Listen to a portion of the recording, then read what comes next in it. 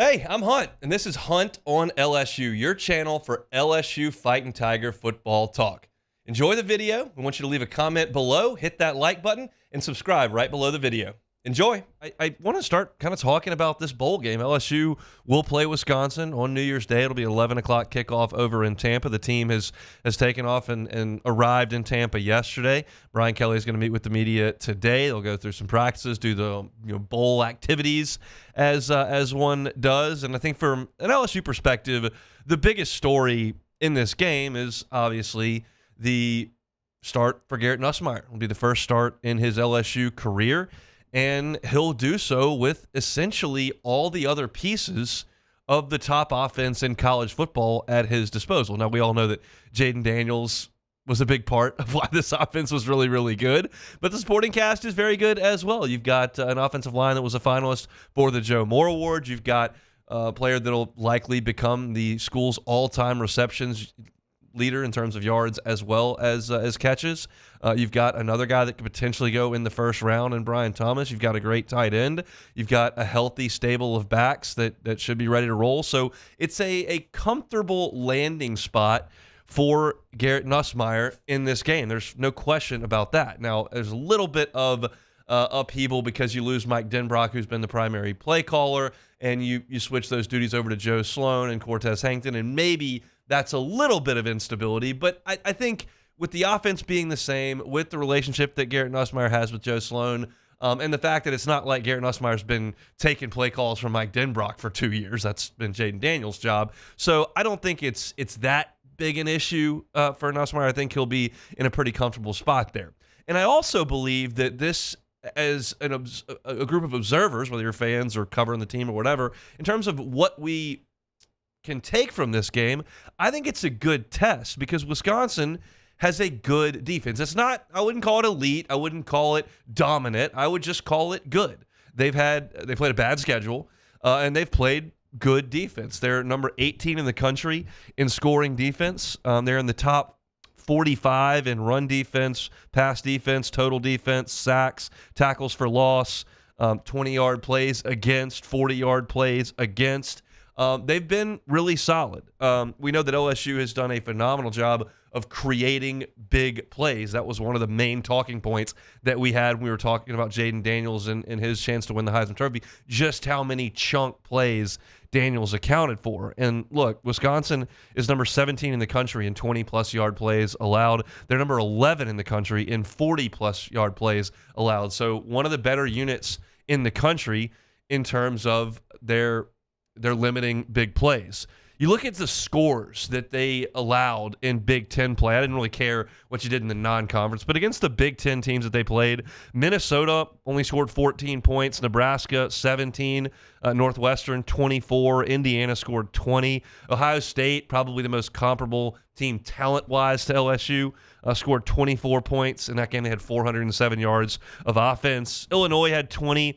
Iowa had 15. I don't think Iowa's offense and LSU's are all that comparable, but they only allowed 15 points to the Hawkeyes in a loss, I might add. Rutgers only scored 13. Purdue only scored 17. Again, the schedule's trash. It's a terrible schedule, but they're only allowed 18.3 points per game in Big Ten play. I think that's pretty good. They're led by Hunter Wohler.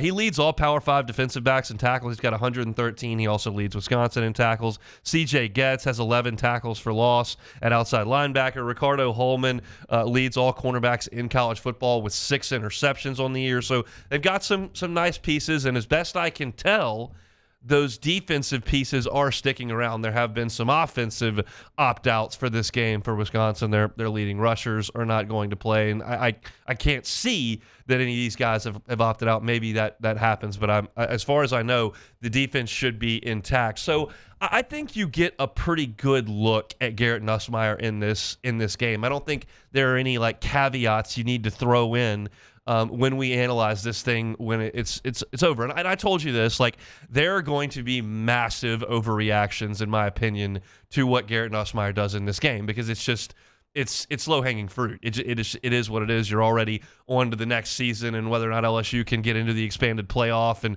what things look like against USC and all those wheels start turning in this game. And the fact of the matter is that Garrett Nussmeier will have an entire offseason to work on his game, to understand the offense, to grow into a leadership role, and to get to know the guys around him, because we don't believe Malik Neighbors and Brian Thomas are going to be part of that group. However, I'm not going to overreact, but I do think that there's a really good landing spot and some information that can be gleaned from this game. I don't think you have to say, oh, yeah, but everybody opted out, or, oh, yeah, well, you were playing an awful team.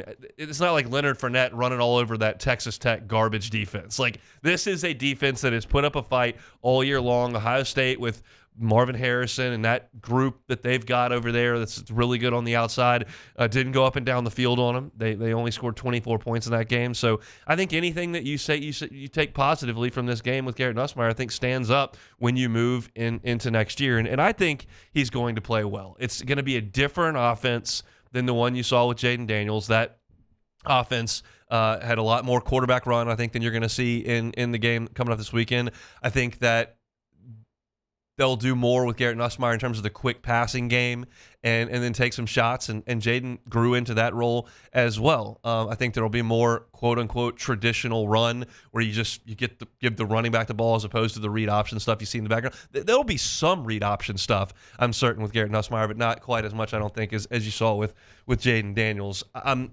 curious how much action Malik Neighbors gets in this game. I'm curious if you get 4 quarters of him, if you get 21 yards of him. And it feels like if Brian Thomas is going to go out there, you'll probably see him for the majority of this game. Now, the coaches may take an opportunity to get a look at some of the freshmen, like they took an opportunity last year to get Garrett Nussmeier some reps in this game. If you remember, in the bowl game last year, Garrett Nussmeier played about 50-50 with Jayden Daniels. They got both guys a lot of snaps. Now, Purdue had nothing left. Their coach was gone. Their quarterback was gone. Their running back, tight ends were gone. Like they were a shell of the Purdue team that had gotten to the Big Ten championship game.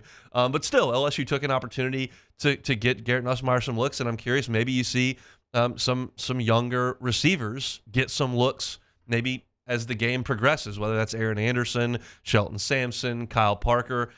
We saw those guys working out at practice last week, and everybody looked pretty good. So, again, I think that the bowl game is not what it once was, and I think that the coaches realize that. And I do believe that there will be an intentional move made to get some younger players some playing time in this game. It doesn't mean you throw winning and losing out the window. I think that the staff and the players, are committed to going down there and trying to win the game, but I think they're going to go down there and try to win the game with the intention to get some younger guys a little bit of action. Maybe that would have been the case for Nussmeier if Jayden Daniels played. Maybe not. They certainly did last year. But with Nussmeier getting the full keys to the car and Jayden Daniels opting out of the game, I think with the statistics that Wisconsin has put together, with some of the personnel that they have, I don't think there's any caveats to a positive performance from Garrett Nussmeier. I don't think you could just say, oh, well, it's Malik Neighbors and Brian Thomas. They're just so good. This is a good defense. They got the nation's interception leader. They've held Big Ten teams under 20 points for the majority of the season. I'm excited to see what the future of LSU kind of looks like, and I think this is our first look at that with Garrett Nussmeier taking all of the reps with the ones, and it's a pretty good offensive unit he's going to take to the field coming up on Monday. Hey, thanks for watching Hunt on LSU. Before you get out of here, do us a couple of favors. Hit that like button, leave your comments below, and subscribe to the channel for all your Fighting Tiger football talk. See you next time.